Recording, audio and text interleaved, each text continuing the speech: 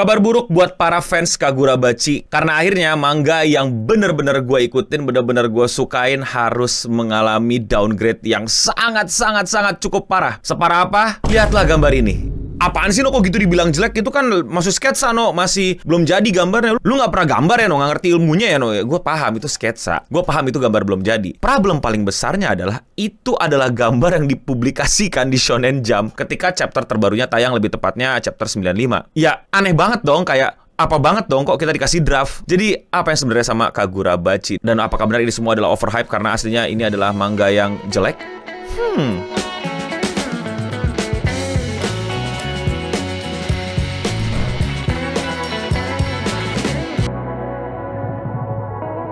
Kagurabachi, sebuah serial Shonen Jump yang bahkan gue udah dulu sempet review, gue pernah bikin di video di sini dan gue sangat rekomendasikan kalian untuk baca, walaupun sekarang lagi kacau-kacaunya. Mangaka dari Kagurabachi adalah Hokazono Sensei yang baru-baru ini bikin serial weekly, karena sebelum-sebelumnya dia banyak bikin one shot aja. Itu emang bagus manganya, emang bener-bener Kagurabachi nih, kalau lu bilang kayak overhype dan lain-lain, gue agak bingung gitu. Coba deh lu lihat gambar ini. Ini adalah gambar pertama yang ngebuat gue jatuh cinta sama manga ini. Ini bener-bener kayak buset nih manga. Gambarnya bener-bener kayak wadidaw banget gitu. Ceritanya agak di atas so-so, tapi secara visual bener-bener sesuatu yang kayak emang mesti kita baca, mesti kita lihat, mesti kita apresiasi karya-karyanya. Makanya lu pada jangan lupa pada baca di Shueisha atau di Manga Plus lah ya. Bagus banget. Cerita sederhana, di atas so-so dikit lah. Jadi seorang anak yang pengen menemukan orang yang ngebunuh bapaknya. Bapaknya adalah seorang blacksmith pedang, sword maker. Spesialitinya itu ngebuat pedang-pedang yang memiliki kekuatan lebih dari sekedar pedang atau disebut sebagai enchanted blade. Di masa perang yang sudah usai, bapaknya nggak terlalu sibuk bikin pedang lagi, masih bikin pedang, tapi akhirnya pedang-pedang yang dulu dipakai buat perang disimpan sama bapaknya itu. Nah, suatu hari rumah mereka diserang ya sama musuh-musuh untuk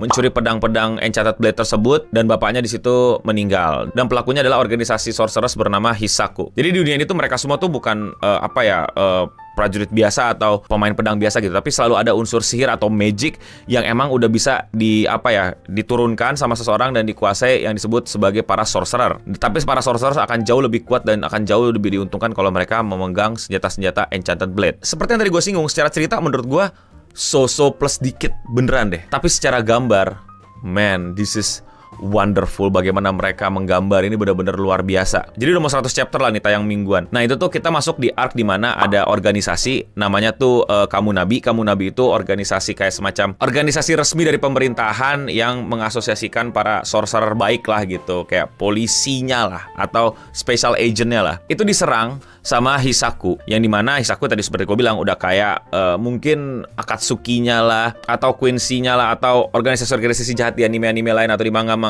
lain lah, yang di sini di Kagurabachi ini adalah si Hisakunya, dan mereka menyerang polisi-polisi baiknya. Tapi karakter utama kita lagi sibuk di tempat lain, yaitu dia lagi duel sama Samura, salah satu veteran perang. Nah, di sini kita masuk di arc di mana karakter tersebut tuh dilindungi sama para hashira lah kalau bahasa Demon Slayer, atau ketua korpsnya atau kaptennya atau commander dari Kamunabi. Nah, lagi berantem ini adalah si Natsuki Misaka, Soshiro Azami, dan dari Hisaku tuh ada Hokuto, dan ketua dari Hisaku sendiri yaitu Yura, yang jadi main evilnya lah, yang diduga sebagai pembunuh dari bapaknya karakter utama kita. Oh ya, by the way, karakter utama kita namanya Chihiro ya. Gue sampai lupa jelasin. Jadi biar kalian ngerti secara plot, Chihiro lagi berantem sama orang lain di luar Kamunabi diserang, dan akhirnya panel-panelnya terjadilah yang seperti ini, dan ini, yang benar-benar jauh di bawah standar. Dan masalahnya adalah beberapa chapter sebelumnya panelnya itu kayak gini, sekeren ini dan secakep ini. Ini semoga nggak copyright atau kenapa-napa ya gue tunjukin, karena ini penting banget untuk ngasih tahu secara edukasi perbedaannya gitu loh, sejauh mana dan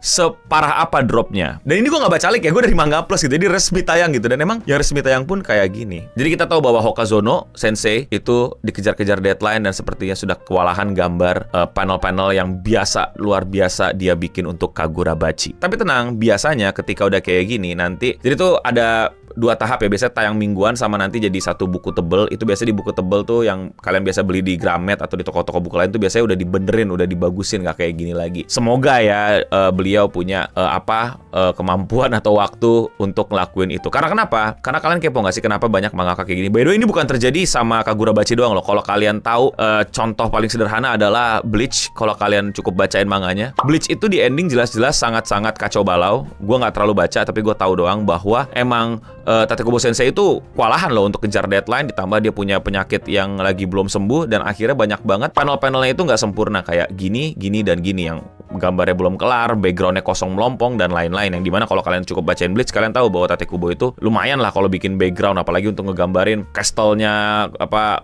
pertarungannya di mana, dan lain-lain. Hunter x Hunter, wah lu pada pasti udah langganan tuh ngedapetin manga yang tiba-tiba gambarnya bagus banget, terus tiba-tiba jadi aduh banget. Chainsaw Man tuh dulu bagus banget, sekarang gambarnya tuh kayak distabiloin. Gue gak tahu ini mungkin Fujimoto Sensei lagi kesel atau lagi capek atau lagi males. Setelah Arc Makima tuh gambar mereka tuh bener-bener kayak waduh apa ini. Tapi sabar-sabarin lah karena emang story-nya bagus. Nah, Kagurabachi ini menurut gue emang heavy-nya itu di gambar. Jadi sekalinya gambarnya acak-adul, bener-bener otak kita susah untuk menerima itu. Tapi bukan berarti gue langsung mengecap kayak lu pada emang mangganya overhype, emang mangganya rame aja, abis itu di Axe kan mampus gitu. Gue gak tahu mentality lu tuh bocil banget, gak terima banget ada mangaka lain atau manga yang emang bisa baru dan populer gitu ngalahin favorit lu gitu. Kayak apa banget sih? Mesti aku main Kagurabachi emang bagus gitu. Dan sekarang yang terjadi bukan overhype, tapi adalah Hokazono itu mendapatkan kutukan para mangaka di Shonen Jump, yaitu adalah yang biasa disebut dengan deadline yang mepet. Gini cara bayangin, lu tanya sama teman-teman lu yang tukang gambar, yang ilustrator, yang pengen jadi mangaka gitu. Apa perasaannya tiap hari udah suruh bikin cerita, suruh ngegambar, suruh bikin background, suruh bikin teks dan lain-lain dalam waktu 1 minggu, 12 halaman sampai 14 halaman. It's not an easy job. Iya ada asisten dan lain-lain, but it's still not an easy job. Makanya kalau ada manga break atau lagi ada hiatus dulu dan lain-lain, gue tuh ngerti gitu. Walaupun kadang-kadang Hunter x Hunter gue bercandain ya, karena breaknya bukan break lagi kalau bertahun-tahun gitu. Dan kelihatan lah ada beberapa yang alasannya juga lucu gitu, ikut turnamen Apex, ngidol dan lain-lain. Tapi kita tahu lah ada titik tengahnya lah gitu, bahwa emang deadline yang keterlaluan plus banyak mangaka itu mengorbankan kesehatannya untuk ngejar deadline-deadline yang kayak gini. Makanya ketika kayak gini, gue tuh langsung bilang kayak, Bang Hokazono, Kagurabachi stop dulu dah, 2 minggu istirahat atau sebulan gak apa-apa, atau dijadiin kayak Black Clover gitu, tayangnya 2 minggu sekali atau sebulan sekali, lupa gue. Nggak usah weekly, gambar lu tuh kebagusan. Dikejar weekly, tangan lu cedera. Tite Kubo kalau nggak salah pas di chapter terakhir tuh, pas sebelum tamat tuh, dia punya penyakit pinggang kalau nggak salah sama shoulder, saking udah overworknya. Hunter x Hunter masalah punggung juga, dan lain-lain lah. Mungkin teman-teman yang baca manhwa juga pernah baca-baca lah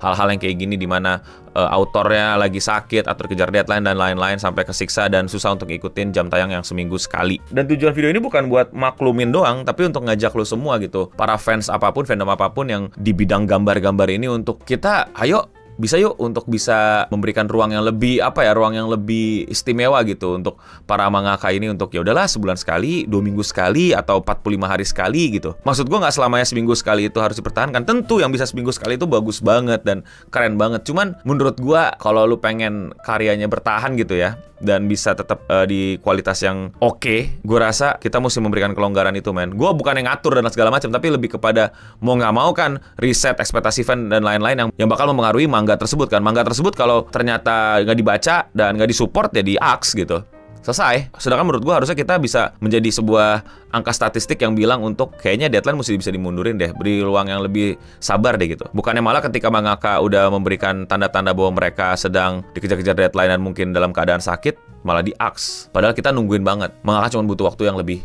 panjang lagi. So menurut gue ini adalah sebuah hal yang cukup pengen gue sharing-sharing ke teman-teman yang selama ini udah masuk kultur wibu, kultur baca manga, bahwa manga itu pengorbanannya nggak gitu aja, dan kita jangan ngotot pengen seminggu sekali gitu. Apalagi anime gitu, karena tayang lagi gitu ya. Kayak gak tahu ya, makin kesini makin cepet apapun gitu loh. Akhirnya judul jadi ketumpuk banyak, sadar gak sih lo? Gue aja gak bisa untuk ngikutin semua anime di season ini. Nggak ada yang bisa sih. Maksudnya kayak makin kesini gue makin ngikutin sedikit title gitu, karena terlalu banyak keluar. Demand untuk cepet gitu loh. Kejar, mumpung hype, mumpung FOMO, mumpung ini segala macam. Industri ini jadi mengerikan sih untuk berbagai macam pihak menurut gua. Kalau waktu lama-lama dijadikan sebuah momentum yang harus selalu dikejar, tapi akibatnya ya fans juga pada seneng gitu. Gua ngerti kasih lu poin gue yang kayak Blue Lock season 2 gitu contohnya. Fans pada muji-muji aja gitu dengan deadline semepet itu, tahu-tahu bikin dan mereka seneng. Akhirnya bakal produser atau eksekutif dan di belakang bakal bilang, oh ya ternyata nggak apa-apa kita buru-buru dengan staff seadanya ya. Fans pada senang-senang aja, muji-muji aja, bagus Sakuga gitu. Padahal apaan gitu loh. Justru dengan mengkritik seperti itu, kita jadi memberikan waktu yang lebih banyak untuk para animator, para mangaka untuk bisa gambar lebih bagus,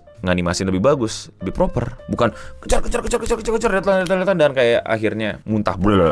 Sayang banget kan. Itu sih menurut gue ya, yang gue juga kenal beberapa teman gue yang bikin komik, bikin manga. Seminggu satu ini kadang-kadang kutukan buat mereka yang bahkan juga baru mulai, tipnya belum lengkap, asistennya belum banyak, masih belum ketemu flow kerja dan lain-lain. Lalu kalau nonton Oshinoko season 2 lu pada juga harusnya ngerti lah. Jadi ya kecewa ya kecewa. Tapi bukan berarti gue tai-tain mangakanya terus bilang kayak nggak bisa kerja dan lain-lain. Jelas-jelas mangakanya lagi dalam problem gitu loh. Yang harusnya kita bisa paham problemnya apa dan apakah budaya dan industri ini bisa sedikit memberikan kerenggangan untuk hal tersebut. Tapi kalau menurut kalian, kritik kalian dan komentar kalian gimana? Coba komen di bawah. Kalau kalian suka sama overthinking manga kayak gini dan kalian mau support gue, lakuin dengan sesimpel klik tombol subscribe. Kalau udah, like aja. Dan buat yang belum tahu, gue upload video sehari satu. Jadi kalau kalian masih belum nontonin video gue yang lain, klik channel gue dan klik video menurut kalian belum kalian tonton. Dan gue juga aktif di sosial media lain seperti Instagram dan TikTok untuk update-update yang lebih cepat di sana. Dan yes, sekian Radio Sega untuk episode kali ini. Semoga Hokazono bisa sembuh, bukan karena nggak mood, bukan karena gimana. Bisa dapat deadline yang lebih bagus dan Kagurabachi bisa dapat chapter yang lebih proper dan dapat perbaikan di chapter 95. Dan ya, sekian Radio Sega untuk episode kali ini. Gue udah mendingan pamit undur diri dan untuk kita semua, stay clean